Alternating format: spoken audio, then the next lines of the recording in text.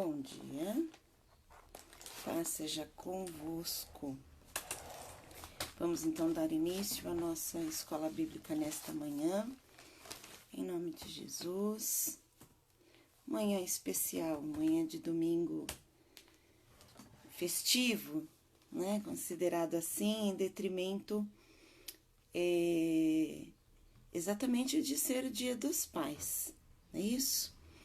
Por ser Dia dos Pais, é considerado um dia diferente, um dia especial, e a gente louva ao Senhor. Aliás, eu quero iniciar com uma oração e também dando parabéns a vocês que são pais, a todos os pais que estão nos assistindo, que Deus os abençoe de uma forma muito especial nesta manhã. Vamos orar então, em nome de Jesus, graças a Deus. Eterno Deus e bondoso Pai, muito obrigada, Jesus, por mais um dia de vida. Muito obrigada por sua graça, por seu amor, por sua bondade, ó Deus. Obrigada, Senhor, porque estás conosco e sabemos que o Senhor tem algo de maravilhoso e de especial para nós neste dia. O Senhor é aquele que nos sustenta, és a nossa rocha, o nosso rochedo, o nosso libertador. E nesta manhã queremos te pedir que o Senhor fale conosco de uma forma muito simples e especial, através das lições ou da lição que estaremos assistindo hoje, estudando hoje, do profeta Obadias. Senhor, fala conosco para que assim possamos estar dentro daquilo que é o teu chamado, o teu propósito, e que a tua palavra venha provocar em nós tudo aquilo que é do desejo do coração do Senhor, para que a nossa vida seja, então, alinhada com os teus propósitos, em nome de Jesus. Nós assim oramos e também já te agradecemos. Amém. Graças a Deus. Queridos, bom dia. Bom dia, pastor Rodrigo. Bom dia, Simone. Deus te abençoe. O Deus os abençoe, a vocês e família. Que nós possamos estar juntos aqui, então, estudando este profeta. Nós já vimos aí os profetas Joel, nós já vimos Oséias, nós já vimos Amós, e hoje nós vamos aí seguindo com o profeta Obadias. Este profeta, que é um profeta muito especial, a história dele é uma história um pouco diferente. Os três primeiros que nós vimos, eles têm aí uma linhagem, onde a sua história ele vai falar ali, está dentro de um panorama, de um desenvolvimento, onde o aspecto era o declínio espiritual. O contexto dele tinha isso, o declínio espiritual de Jerusalém, do povo de Israel. E hoje, né, cada qual veio trazendo, um veio falando sobre, representando o amor de Deus, o outro social. E agora hoje nós vamos ver o profeta Obadias, e Obadias é o menor dos livros do Antigo Testamento. Esse profeta, ele não prega, ele não traz a mensagem dele, não é para Israel. E a mensagem dele também não é para Judá. A mensagem dele vem aqui trazer uma outra conotação. Ele vai ser direcionado, Deus direciona Obadias a falar com os estrangeiros. E no caso muito específico aqui, é o povo de Edom. Então, ele vai falar aos edomitas a respeito de algo que estava acontecendo ali que Deus queria tratar. E nós vamos ver que, embora ele seja um livro muito pequeno, é um livro, um único capítulo, 21 versículos, mas de uma profundidade muito grande. Ele envolve muitas coisas importantes e interessantes da palavra e das promessas que o Senhor tem. Então, é muito legal de estudar, vale a pena conhecer o profeta Obadias e a sua história. Obadias quer dizer servo do Senhor. E não é um nome muito, assim, raro, né, naquele contexto ali de Israel. Na Bíblia nós encontramos, na verdade, 11 Obadias. E cada qual é qual, né, não se trata do mesmo. E assim a gente vai seguir. Nós falando especificamente do profeta Obadias, nós vamos entender que o livro começa ali com uma censura para Edom e termina com uma promessa de restituição e restauração para o povo de Deus. E aí, então, ele vem e traz a soberania da palavra de Deus. Ele fala sobre a soberania de Deus nas entrelinhas, porque ele traz muito claramente, ele vai falar em nome do Senhor. Ele fala na terceira pessoa, e isso traz uma autoridade para a sua fala, de tal maneira que ele está falando assim, olha, não estou falando de mim mesmo, não estou falando de algo que eu analisei, que sociologicamente eu estudei e tenho percebido. Não, eu estou falando em nome do Senhor, e isso é muito bom. Então, em relação a período histórico, vamos pensar, quando é que foi escrito o livro de Obadias, ou quando é que, em que momento Obadias estava profetizando ali. O livro de Obadias, ele não existe um consenso sobre o período em que ele estava profetizando. Alguns dizem 588 antes de Cristo, e aí isso leva para ser contemporâneo de Eliseu, e outros estudiosos apontam para um período de 845 a.C., e isso faz dele contemporâneo de Isaías. Mas nós temos aí que o livro ele não diz assim, olha, palavras do profeta Obadias, filho de fulano de tal, que profetizou durante o reinado do rei tal. Como tem em Oséias, como tem em Joel, como tem em Amós. Ele não traz essa referência histórica para dizer, olha, foi nesse período em que ele estava profetizando. E isso dificulta um pouco, então, essa questão da localização dele na história.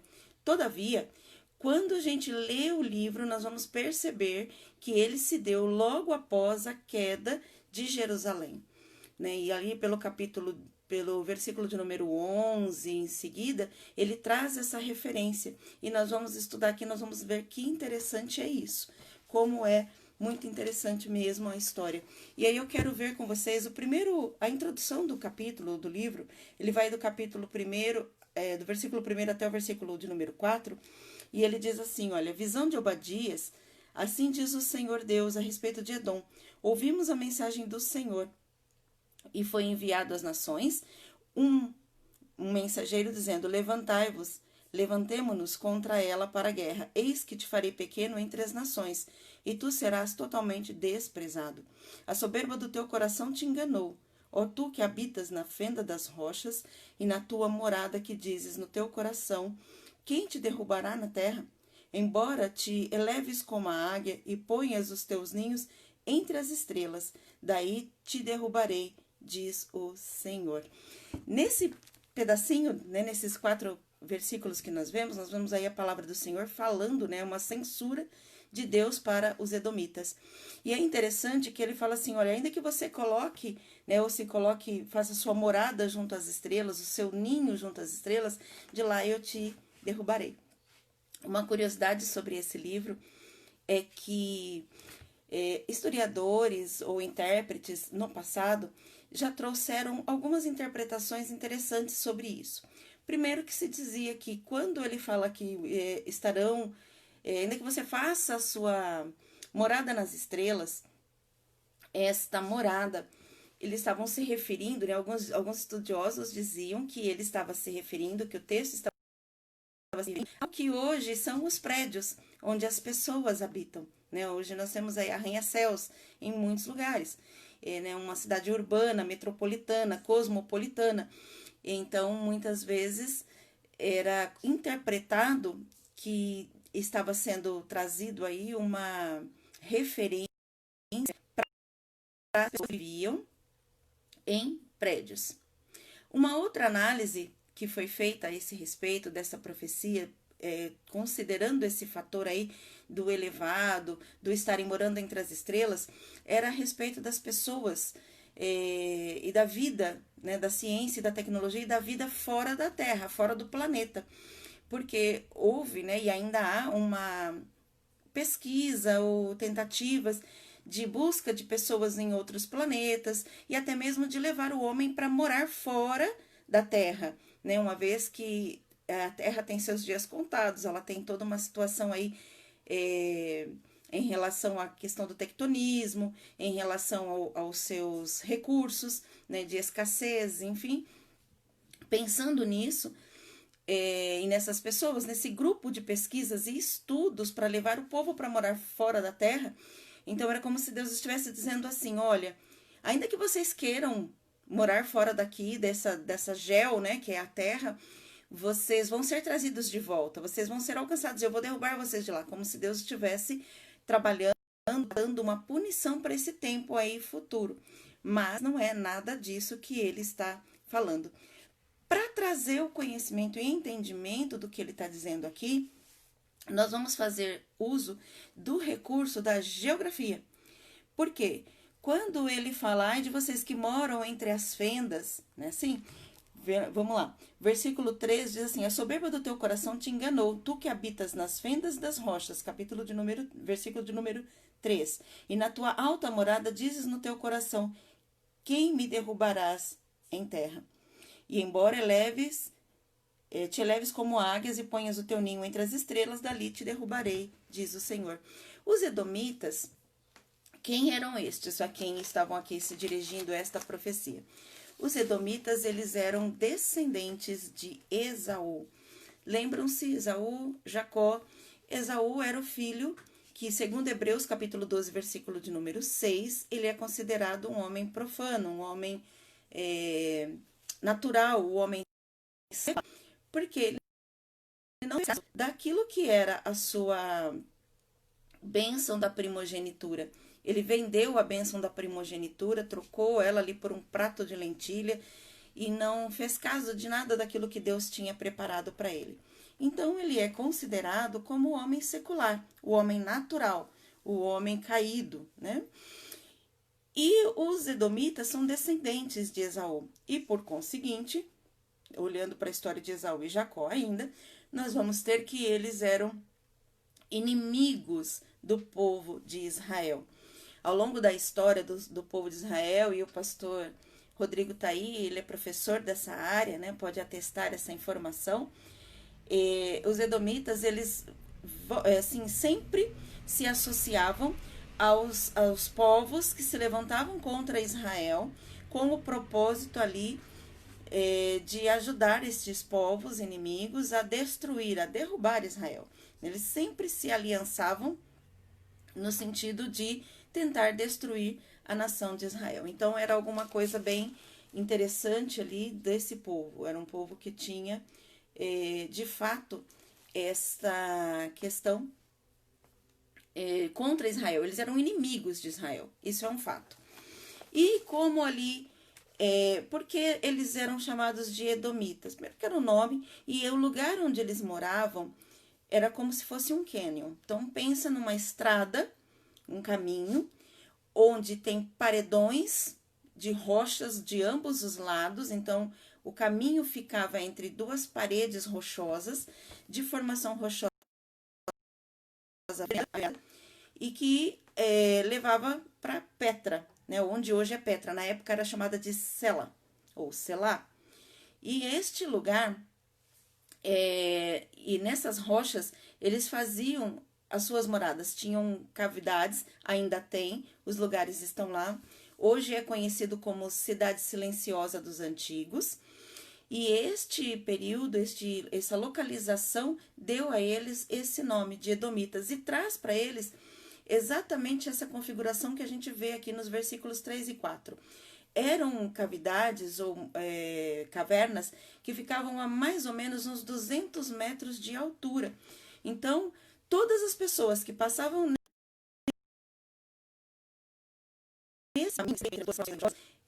eram assaltadas por eles. Então, eles ficavam lá nas alturas, nas suas cavernas, e de lá eles lançavam cordas, eles desciam, eles assaltavam, eles saqueavam, matavam, muitas vezes, e depois eles subiam por essas cordas e recolhiam as cordas. Isso fazia com que eles se sentissem um povo inalcançável, indestrutível, um povo que tinha ali as suas articulações, as suas maneiras de atender, e eles atacavam muito rapidamente. Eles tinham uma visão panorâmica, porque eles estavam no alto e de lá eles conseguiam fazer facilmente as suas presas, eles surpreendiam, porque eles jogavam as cordas e desciam rapidamente e surpreendiam as pessoas que estavam passando por ali. E ali era um caminho quase que obrigatório para quem tinha que passar para Jerusalém, né? Então era uma rota obrigatória, eles não tinham por onde ficar, as pessoas, né, passando por ali eram obrigados mesmo, então acabavam sendo atacados. E por isso o texto aqui nos versículos que nós lemos, ele vem e traz essa informação. Ele diz lá nas fendas. Quando ele diz isso, a soberba do teu coração, ele está falando daqueles povos que eram aliançados e que mais à frente nós vamos entender que eles os traíram, né? Então eles imaginavam assim, eles faziam alianças com os povos, eles atacavam, eles muitas vezes entregavam, se aliançavam com os povos inimigos por conta de atacar Jerusalém, e mais à frente esses povos os traíram, né? Um deles, na verdade foram 3 ataques, e eles acabam perdendo ali essa proeminência que eles tinham ali, certo? Então, no versículo de número 11, eu quero ler com vocês para a gente seguir aqui. O versículo de número 11, ele vai dizer assim para nós: no dia em que estavas presente, no dia em que estava presente, no dia em que estavas presente, no dia em que estranhos levaram os bens, e os estrangeiros lhe entraram pelas portas e lançaram sorte sobre Jerusalém. Tu mesmos era como um deles, mas tu não devias olhar com prazer para o dia de teu irmão, no dia do seu deserto, em alegrar-se arrogantemente no dia da angústia. Não devias entrar pela porta do meu povo no dia da sua calamidade, nem olhar para fazer o mal no dia da sua calamidade, nem estender as suas mãos contra o seu exército no dia da sua calamidade. Não devias também parar nas encruzilhadas para exterminarem os que escapavam, nem entregar os que restassem no dia da sua angústia. O dia do Senhor está perto sobre todas as nações. Nesse capítulo, nesses versículos, a partir ali do versículo de número 11, Obadias começa a falar a respeito daquilo que Deus traz para o povo edomita, 8 condições, 8 situações. Ele vai trazer 8 colocações das quais os edomitas deveriam se arrepender. Então ele vem e diz assim: olha, vocês não deveriam ter olhado com satisfação para o dia da desgraça do seu irmão. Segundo, nem se alegrado, né, a gente vai seguindo esse versículo aí, nem se alegrado com a destruição do povo de Judá. Não devia ter falado com arrogância no dia da Você não deveria ter entrado nas suas portas, no dia da sua calamidade. Você não deveria ter ficado alegre com o sofrimento deles. Não deveria ter roubado as suas riquezas. Não deveria ter esperado nas encruzilhadas para matar aqueles que escapassem. E não deveria ter entregue os seus sobreviventes. Por que ele fala dessas 8 coisas? No dia, né, ou no período ali da tomada de Jerusalém, pelo povo babilônico, o povo edomita ele havia feito essa aliança. Por ter sido aliançado com a Babilônia, e eles ali não só participaram, não só assistiram, como também eles fizeram parte dos despojos. Ou seja, o povo foi capturado, mas capturado porque eles ajudaram. É por isso que ele coloca ali, uma das colocações era: vocês não deveriam ter pego essas pessoas, não deveria ter entregue as pessoas. O que eles fizeram? Eles capturavam os judeus e entregavam para os babilônicos. E aqueles que tentavam escapar de alguma forma ali dessa captura, onde a Babilônia estava fazendo de Israel ou dos judeus os seus vassalos, né? Estavam exilando eles, sequestrando para exilar. Então, os edomitas participaram disso. Também ficaram com boa parte daquilo que eram os seus bens. Então, eles se alegravam, eles participavam disso. E aqui a colocação de Deus é exatamente sobre isso. Vocês não deveriam ter feito isso. Vocês não deveriam ter olhado para o seu irmão e no dia da sua angústia, no dia da sua calamidade, participado disso.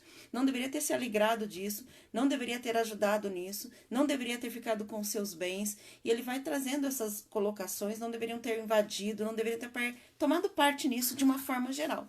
Então fica aqui, né, esse alerta de Deus para eles de algo que eles não deveriam fazer. E por isso a gente situa, e é por conta destes textos aqui do capítulo, do versículo de número 11, que a gente situa que a história aconteceu logo depois da tomada, né, de Jerusalém pelos babilônicos, que a única referência, uma das poucas referências históricas que este texto traz, que este livro vai trazer para nós. Então, ele faz esse resgate, eles entram lá, capturam esse povo e levam esse povo ali, entregam para os babilônicos para que eles sejam ali escravos e fiquem vassalos, portanto. E quando então, no versículo 15, ele vem e traz esse texto, fazendo uma colocação muito especial, onde ele começa a apresentar então o juízo para as suas ações. O versículo de número 15, ele diz: o dia do Senhor está perto sobre todas as nações. Como tu fizestes, assim se fará contigo. A tua maldade cairá sobre a tua cabeça. Como vós bebestes do meu santo monte, assim beberão de contínuo com todas as nações. Então, ele vai trazer esta informação agora, então, do juízo de Deus que vem para aqueles povos, ou para aquela gente que tinha sido contra Jerusalém, que tinha atuado. O que a gente vai ver nesse propósito, pessoal? Que uma das coisas, uma das leituras que nós fazemos quando a gente olha para esse livro é que Deus não tem nada por desapercebido. Ainda que Jerusalém estivesse vivendo uma situação de juízo de Deus, ainda que Israel estivesse sobre o juízo de Deus e essa era algo do juízo de Deus a eles, porquanto a gente já viu nos 3 capítulos, nos 3 livros anteriores, que Deus havia usado ali tanto Oséias, quanto Joel, quanto Amós, e falado do declínio espiritual de Israel, e falando ali que esse juízo viria, que eles seriam cativos, que algo muito difícil aconteceria. Ainda que fosse juízo de Deus, eles não tinham o direito de estar atuando, né, fazendo, eles não deveriam fazer. E existe, então, algo que é um resgate de uma promessa ali do Senhor para o seu povo. Em Abraão, a palavra do Senhor diz assim: eu abençoarei aqueles que te abençoarem e amaldiçoarei aqueles que te amaldiçoarem. Então, a gente vê que existe aí um ato, um feito, um buscar desta promessa de Deus. Edom se levantou contra Israel, ajudou outras nações contra Israel. E por conta disso, eles sofreriam o seu juízo.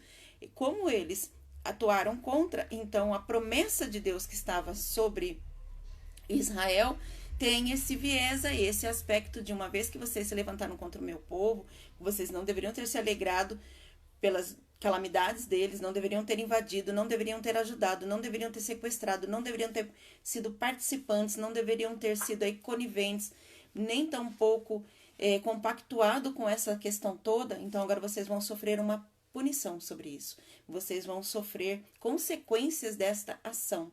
Então é algo muito interessante da gente fazer. Já é uma leitura desse conteúdo que nós estamos lendo aqui juntos, né? Vendo dentro desse livro aqui, que é um livro muito interessante. O outro fator aí, as ações de Judá durante a queda de Jerusalém foi um período do rei Zedequias, portanto, quando a cidade foi destruída. Ele faz essa referência, quando então Jerusalém foi destruída e os edomitas participaram de todo esse saque desta cidade, deste povo, desta nação. E era o decreto, então, de Deus. A partir do versículo 15 até o versículo 18, nós vamos ver o decreto de Deus para os edomitas. O que vai acontecer nessa história dali para frente? Então, quando Deus traz o decreto a partir do versículo 15, do 15 ao 18, no 15 nós lemos, e ele diz: o dia do Senhor está perto, e sobre as nações como tu fizestes, assim se fará contigo. A tua maldade cairá sobre a tua cabeça. Como vós bebestes no meu santo monte, assim beberão de contínuo todas as nações, beberão e sorverão, e serão como se nunca tivessem sido. Mas no monte de Sião haverá livramento, e ele será santo, e o da casa de Jacó possuirão as suas heranças.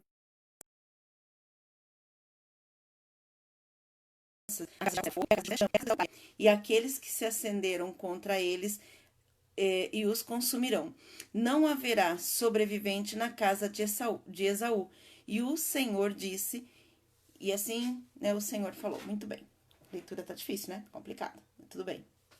Vamos ler rápido e acaba ficando assim. Tudo bem, vamos de novo. O que acontece aqui do versículo 15 até o 18? Deus traz a profecia, Deus traz a promessa, a palavra sobre Edom. Então, qual vai ser a punição e o castigo? Ele vai dizer que a casa de José será fogo, e a casa de Jacó será fogo, e a casa de José será chama contra Esaú. E Esaú, no caso aqui os edomitas, serão palha e serão consumidos. Muito bem. E assim como aconteceu, assim como eles fizeram, vão também ter as suas consequências. 5 anos depois de Jerusalém ser tomada, então veio ali, eles foram também, Edom também foi atacada. 5 anos depois de que os babilônicos entraram em Jerusalém, tomaram Jerusalém, eles também visitaram os edomitas e eles também tomaram a Edom. Então, aquele povo que lá no versículo de número 3, eles se achavam indestrutíveis, se achavam arrogantes, e também tem ali a colocação de que eles estavam sendo enganados nos seus corações, de que havia um engano no seu coração, e de que aqueles que eram a priori, né, ou a princípio, os seus aliados, os trairiam. Então, acontece aqui, começa a acontecer aqui. Então, os babilônicos também os atacaram, eles foram aliançados, ajudaram a destruir Jerusalém. Todavia, os próprios babilônicos invadiram e tomaram a Edom. Ok? Eles foram lá e tomaram Edom 5 anos depois, mas não os destruíram completamente, tá? Esse foi o princípio ali, foi só um comecinho. Eles entraram ali e destruíram. Mais tarde, os macabeus, eles também fizeram conquistas ali e invadiram e também ajudaram um pouco aí nessa profecia, né, no cumprimento desta palavra contra Edom. Mais à frente ainda, ali pelo ano 160, né, antes de Cristo, foi quando os macabeus invadiram. Mais tarde, quando os romanos estavam no governo, estavam no controle, estes romanos fizeram, sabendo que os edomitas eles eram inimigos de Israel, eles deram uma parte do governo, ou fizeram dos edomitas governantes. Por exemplo, Herodes. Herodes, que é aquele Herodes o Grande, que mandou ali matar os meninos, né? Todo mundo sabe da história, Novo Testamento. Herodes era edomita. Então, os romanos articularam através disso, não foi assim, olha, por que Herodes era estava ali como governante? Porque foi dado, eles sabiam, os romanos sabiam, que se os edomitas, que eram inimigos de Israel, estivesse governando, e no caso Roma estivesse governando indiretamente através dos edomitas, estes edomitas eles exerceriam um controle, uma fiscalização e uma sobre Israel. Nada lhes passaria desapercebido. Muito pelo contrário, tudo soaria para eles como se fosse uma espécie de de provocação. Então havia ali uma dificuldade, não era algo, não era um governo tranquilo, não era alguma coisa. Por isso, então, também havia tanta opressão sobre o povo de Israel. Eles se sentiam tão oprimidos, tão vassalos pelo governo romano, mas também porque os edomitas estavam ali e exerciam essa pressão. Eles faziam questão de fazer ali o espinho, né, de provocar nesse trabalho. Então, o Herodes, ele é edomita. Nós vamos ver que eles ficaram ali e provocaram. Só que, quando ali pelo ano 70, quando houve a diáspora dos judeus, eles também foram atacados pelos romanos, e dessa vez, quando veio ali Tito, ele não só atacou, como ele destruiu, né, tudo. Ele veio, né, contra Jerusalém, contra o povo de Israel, mas também os edomitas foram varridos de toda a face da terra. Hoje existe ali os paredões, existe a cidade, existe as cavidades, né, as cavernas nas rochas, mas é chamada, portanto, de cidade silenciosa. Não tem nada por lá, eles não moram lá, né, não existem mais os edomitas ali. E eles foram varridos, né, a sua descendência, a sua herança, eles foram varridos da sua existência ali, e se cumpre então essa profecia dos versículos 15 ao 18, quando definitivamente vem Roma, que também foi um povo com quem eles se aliaram ali contra Jerusalém, né, e acabou que sendo destruídos, cumprindo de forma cabal, de forma completa,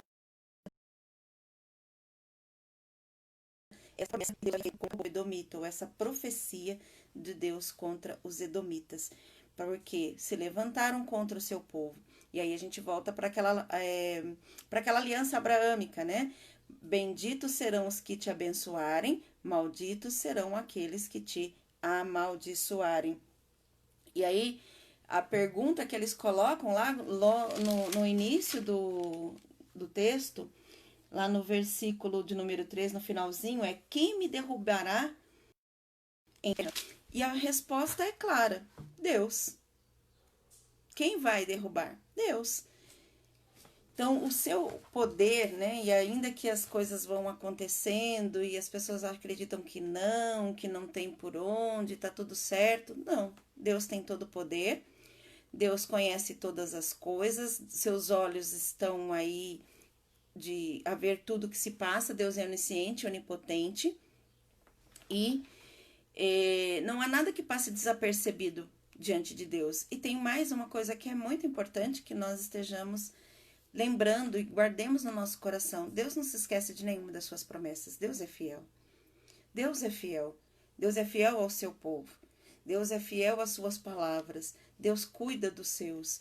Então, ainda que os seus estejam debaixo de um juízo, pode deixar que Ele quem vai cuidar.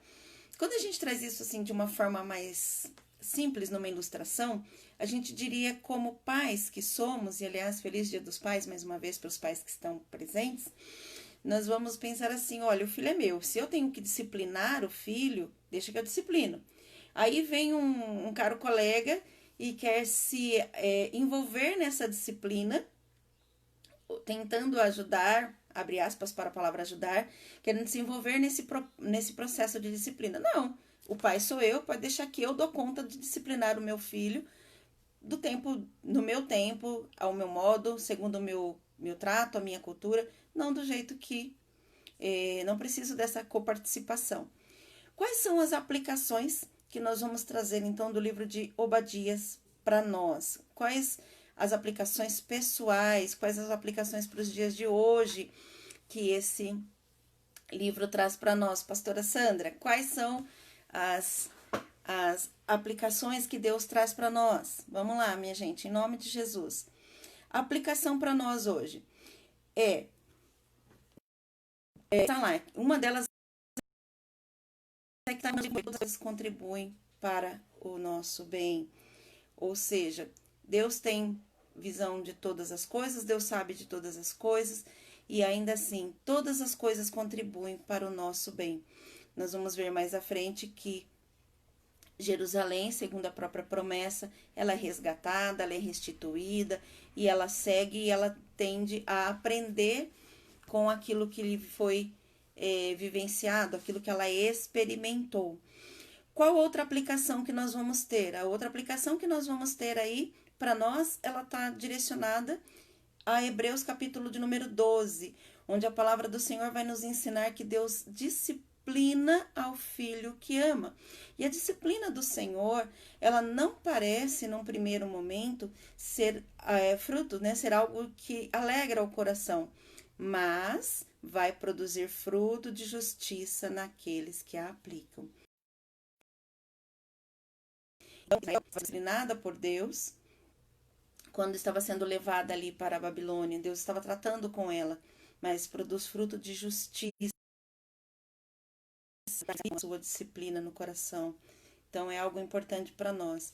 Então nós vamos entender aí que nós precisamos olhar para aquilo que Deus está tratando conosco, para aquilo que Deus está nos ensinando e que vamos necessariamente olhar, analisar e aplicar.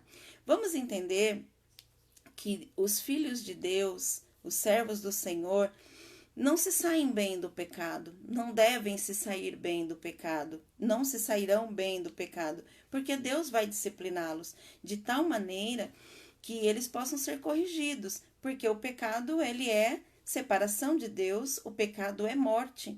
E Deus não quer isso para os seus. Deus não quer que os filhos, né, que aqueles que ele criou, sejam condenados. Muito pelo contrário, ele quer que sejam salvos. E por isso, muitas vezes, ele traz a disciplina. E a disciplina, então, não parece ser frutos de justiça. A outra coisa que nós vamos entender aí é que devemos temer a Deus. E aí Provérbios, capítulo 4, verso 23, vai dizer para nós assim: guarda o teu coração, porque dele procede todas as saídas da vida.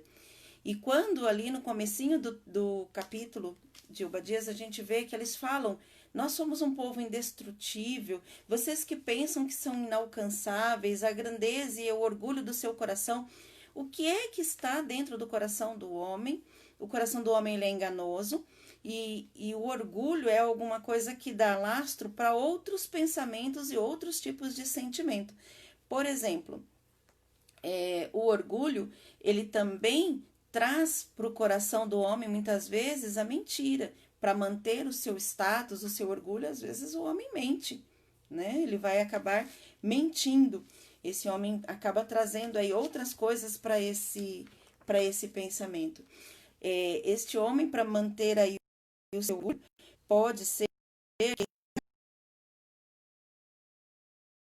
também a orgulho, a arrogância, ele vai ter o oposto àquilo que é a humildade, ele vai ter a ganância, a avareza, que são todas coisas que Deus condena como pecado, que não deveria estar no coração do homem.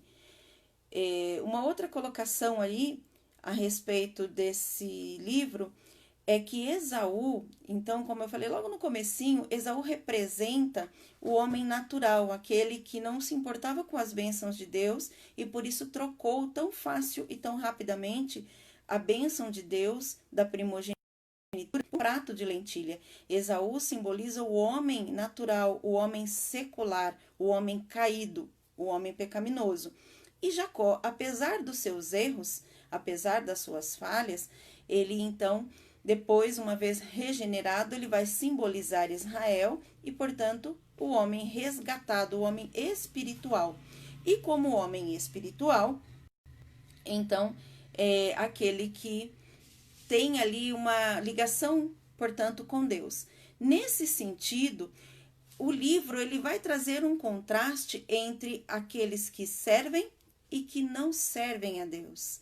Né? Em outro, nós vamos ver mais à frente, quando o profeta vai dizer sobre isso, ele vai dizer assim, olha, e outra vez vereis a diferença entre os que servem e os que não servem a Deus. Porque aqueles que servem a Deus, ainda que errem, ainda que passem por disciplina, ainda assim serão recompensados, ainda assim têm uma vida eterna, ainda assim têm algo a esperar no Senhor, tem promessas diante dele. promessas de bênção sobre eles.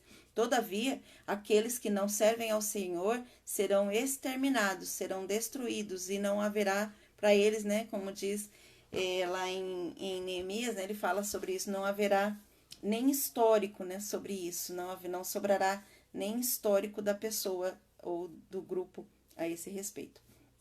Então, é algo para a gente entender nesse sentido. Essa comparação do homem natural e o homem.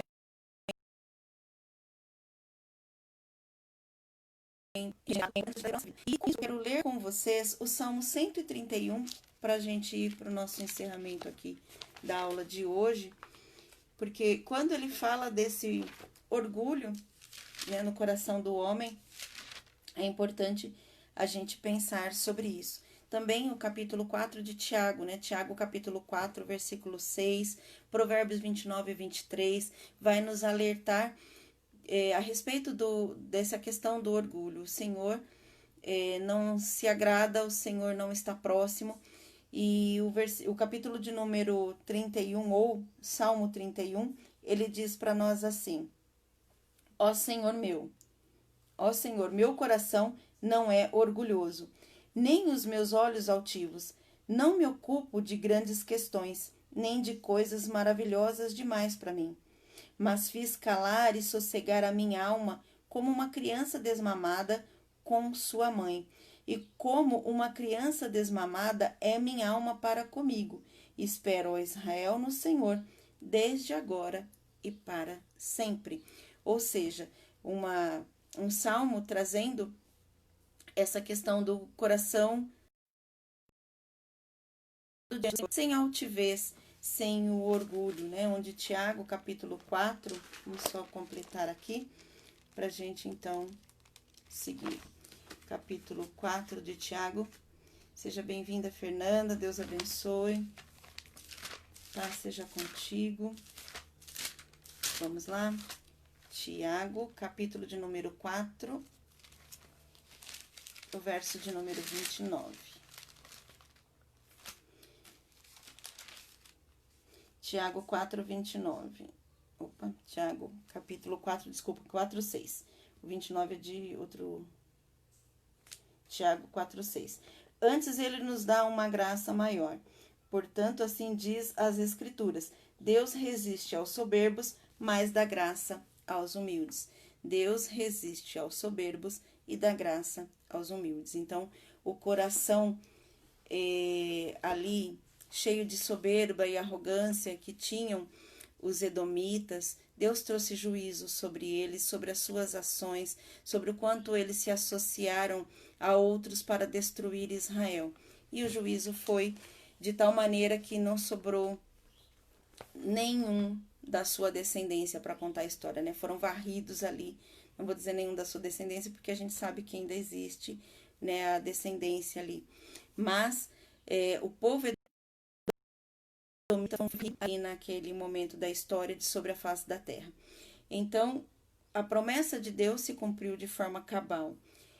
Quando a gente olha para esse livro, nós vamos aí ter, sim, Deus ele é fiel à sua palavra, Deus é fiel à sua promessa, Deus é fiel aos seus filhos, aquilo que ele concedeu, e a gente pode esperar plenamente no Senhor, por mais estranho e por mais complicado que sejam esses tempos para a nossa vida. E eu quero aqui, então, juntamente com você, agradecer a Deus por esse dia, mais uma vez, parabenizar os pais pelo Dia dos Pais. Mas eu quero encerrar com uma pergunta. Como tem estado o seu coração diante do Senhor no momento em que o Senhor está disciplinando você? Você consegue perceber quando Deus está tratando isso com a sua vida? Quando Deus está trabalhando essa necessidade no seu coração? Então, como tem sido? E entre homem natural e homem secular, como tem sido as suas ações diante do Senhor? Que Deus possa trabalhar isso. Deixe Deus olhar para você e permita-se olhar. Muitas vezes a gente olha sempre o próximo e pouco olhamos para nós, para as nossas atitudes, para a nossa vida, como aquilo que Deus tem tratado conosco e as coisas que estão ali, o que Deus está nos falando através das circunstâncias que nos envolvem. Isso é sempre muito importante, ok? E receber com alegria a disciplina do Senhor, mesmo não parecendo ser algo que nos traga alegria, mas que vai produzir frutos de justiça, se nós assim praticarmos. Amém? Vamos orar? Em nome de Jesus. Graças a Deus. Eterno Deus e maravilhoso Pai, obrigada, Jesus, por esta manhã, obrigada por esta aula, obrigada porque nós podemos aprender sobre este povo edomita, sobre as suas ações, sobre as alianças que fizeram e as consequências destas alianças, o que eles representam na sua Bíblia, a palavra. Ó Deus querido, sabemos que a Bíblia é o livro mais lido, é o livro mais importante dentre os quais nós podemos ler. Existem muitos livros bons, mas a tua palavra ela é fundamental para a nossa vida. Os ensinos, a consolação, a tua presença, a sua própria apresentação a nós, a sua revelação para nós. E por isso, Deus, eu peço que o Senhor continue nos orientando, nos abençoando, nos ajudando, para que possamos compreendê-la e também aplicá-la. Não só, Senhor, de uma maneira que os seus ensinamentos sejam ensinamentos que vão para o nosso cognitivo, para o nosso intelecto, mas que possam produzir frutos na nossa vida, frutos de mudança, frutos de justiça, para a glória do teu nome, que venha nos suprir, que venha nos orientar. Que possamos, Senhor, ter a segurança de que o Senhor está conosco, que o Senhor é um Deus fiel e que a sua palavra, sim, se cumprirá como um todo. Assim como se cumpriu ali com os edomitas, tudo aquilo que está registrado em sua palavra se cumprirá nos dias futuros, nos dias de... Por isso, Pai, nós te glorificamos e sabemos que podemos no Senhor descansar. Aprendemos também que de nada vale, Senhor, a arrogância, pois o Senhor está perto daqueles que têm um coração humilde e quebrantado, e que a soberba do nosso coração, o orgulho, a altivez, pouco nos será proveitoso. Pai, no nome de Jesus, ajuda-nos, Senhor, a sermos humildes. Cria em nós, ó Deus querido, um coração reto, como diz o salmista. Ajuda-nos, ó Deus, para que sejamos simples diante do Senhor. Tira, Senhor, de nós, não são as riquezas deste mundo que de fato nos enriquece, mas que nós possamos ser enriquecidos com o verdadeiro ouro, com as verdadeiras riquezas do Senhor para a nossa vida. Pai querido, no nome de Jesus, que nós pedimos do Senhor a sabedoria, para que possamos ter, Senhor amado, ou ver com os teus olhos, entender como o Senhor, aquilo que o Senhor tem para nós. Pai querido, no nome de Jesus, ajuda-nos nesse dia, ajuda-nos com as nossas dificuldades. A tua palavra tem nos ensinado que Obadias era aquele que estava servindo ao Senhor. Possamos nós usar da mesma autoridade, possamos nós usar com a mesma fidelidade, falar com a mesma autoridade, para a glória e o nesses tempos tão difíceis, embora estejamos aí saindo, né, aos olhos humanos de um processo de pandemia, que tudo isso nos sirva, Senhor, de ensinamento, como foi ali para Israel. Pai querido, que tudo isso venha trazer para nós, ó Deus querido, um tempo de alegria, de graça, de bênção. E eu peço, Deus, em nome de Jesus, que nós todos estejamos restabelecidos diante do Senhor com amor e com alegria, com temor no coração, para servi-lo com toda integridade. É no nome de Jesus que nós assim oramos e também já te agradecemos, Pai. No nome santo de Jesus, assim oramos. Amém. Graças a Deus. Queridos, Deus abençoe em nome de Jesus, que o Senhor esteja com vocês, que seja um excelente dia, um excelente domingo, um excelente dia dos pais, que vocês possam estar aí.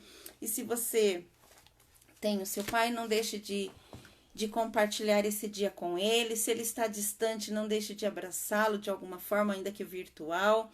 Mas se ele não está mais aqui conosco, agradeça a Deus por tê-lo tido como pai e pelas lições que você um dia recebeu dele.